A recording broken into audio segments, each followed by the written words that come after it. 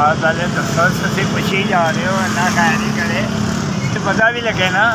सरद हुसैन मैं तकरीबन 25 साल हो गए रोदा ही है कोई 1000-1200 भी हो जाता 1500 भी हो जाता हाले 60 तो उत्ते ही होती। साढ़े वाले साहब ने यह गल की है इंसान किसी का मुताज ना हो अपनी जिन्ना जी हिम्मत है अपना कमाना चाहिए किसी के बाजुओं के उत्ते नहीं रहना चाहिए। देखो मेरा एक बेटा है और 3 बच्चे हैं ठीक है ना।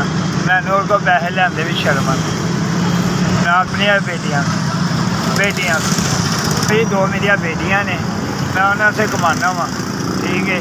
तो मैं नहीं चाहता अपने बेटे लगे हाथ हिलावा वो भी शादीशुदा और 3 बच्चे 4000 अच्छा सर जिन्हें मांगी 4000 रुपया दिता वे अल्लाह ताला जिंदगी का सेहत दे अल्लाह इनू होर दे आमीन खुश है अल्लाह ताला तुहानू खुश रखे। अजकल के दौर ही कोई नहीं किसी सोचता इन्हें मेरे भरा ने सोचा भी अल्लाह ताला उन्होंने जिंदगी का सेहत दे तो कारोबार ही बरकत पावे। SBS बड़ी मेहरबानी मतलब